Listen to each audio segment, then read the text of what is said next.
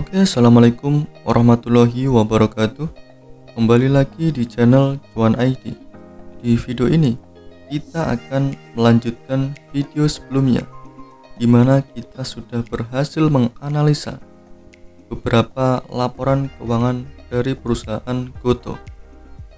Kita sudah menganalisa tentang ekuitasnya, liabilitasnya, dan lain-lain. Nah, di sini akan kita lanjutkan.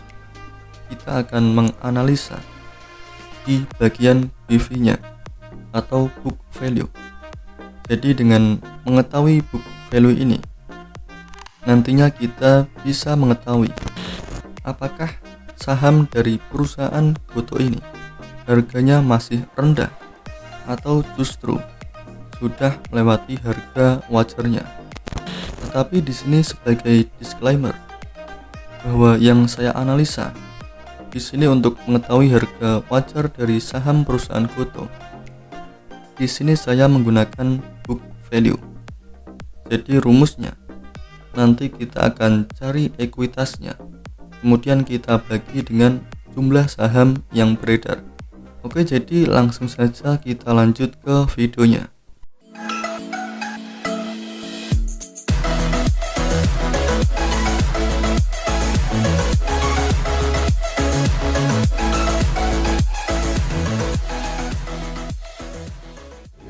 Nah, sama seperti biasa, di sini kita perlu mencari laporan keuangannya terlebih dahulu, supaya nantinya kita bisa mendapatkan data-data yang kita butuhkan.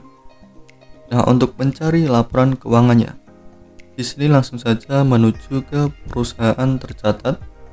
Kemudian di sini ada laporan keuangan dan tahunan. Di sini kita klik. Nah, kemudian di sini kita cari saja perusahaan Gotoh. Di sini akan muncul, kita klik. Di sini di bagian filternya, kita pilih laporan keuangan, kemudian saham. Kemudian untuk tahunnya kita ganti ke tahun 2022. Dan untuk periodenya, kita akan cari 3 hal: triwulan pertama, triwulan kedua, dan triwulan ketiga. Oke, di sini kita pilih yang pertama terlebih dahulu. Kita terapkan. Nah, di sini akan muncul. Di sini kita pilih yang financial statement PDF. Kita klik kanan, open link in new tab. Oke, di sini yang pertama kita sudah dapat. Kemudian kita kembali ke tampilan ini. Kita pilih yang triwulan kedua. Kita terapkan. Nah, di sini akan muncul financial statement PDF. Kita klik kanan, open link in new tab. Yang kedua kita sudah dapat. Kemudian kita cari yang ketiga. Di sini triwulan ketiga, kita terapkan. Nah, di sini financial statement PDF, klik kanan, open link in new tab. Oke, di sini kita sudah berhasil mendapatkan 3 laporan keuangannya. Oke, di sini akan saya perbesar terlebih dahulu. Di sini langsung saja kita cari di bagian ekuitasnya.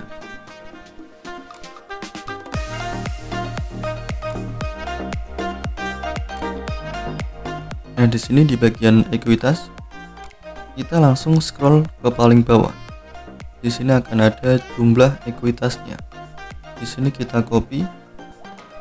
Kemudian kita masukkan di sini. Nah, yang perlu kita ingat, ini pembulatannya adalah jutaan. Jadi di sini kita kalikan 1 juta.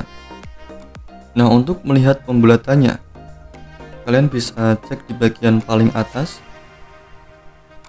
Di sini akan ada pembulatannya.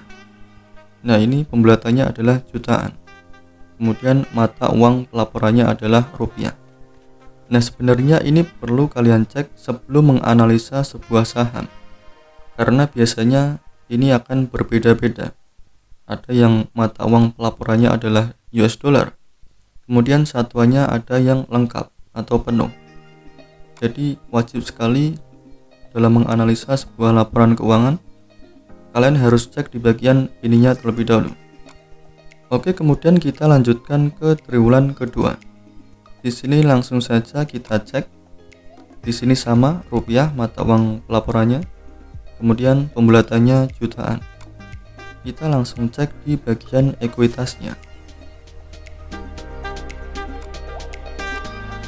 Nah, di sini ekuitas. Kita scroll ke paling bawah. Nah, di sini akan ada jumlah ekuitas.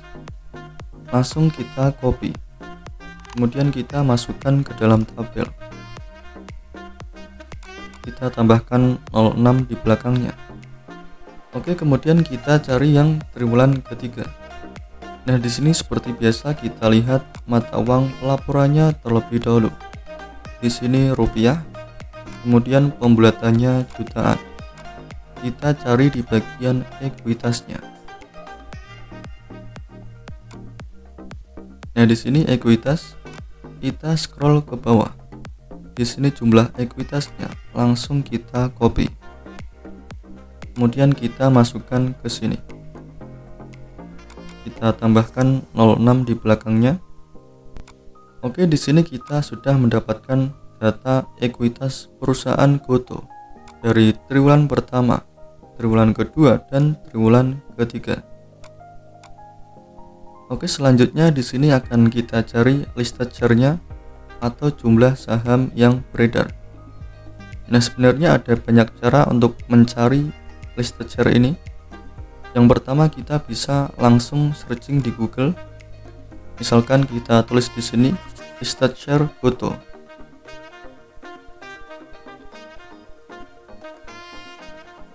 Maka di sini akan muncul berapa jumlah saham yang beredar saat ini. Atau sebenarnya jika kita mau data yang akurat, sebenarnya di sini di idx.co.id sudah menyediakan datanya. Kita tinggal cari saja. Caranya di sini kita masuk ke data pasar, kemudian kita pilih yang ringkasan saham. Nah, nanti akan muncul tampilan seperti ini.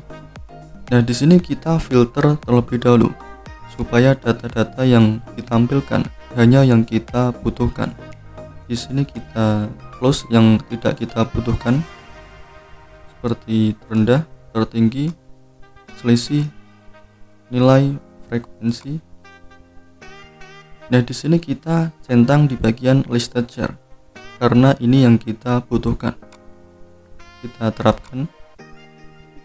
Kemudian di sini kita cari Gotoh.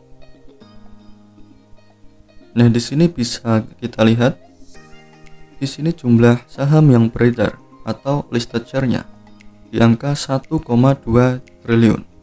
Oke, di sini langsung kita copy. Kemudian kita masukkan ke tabel.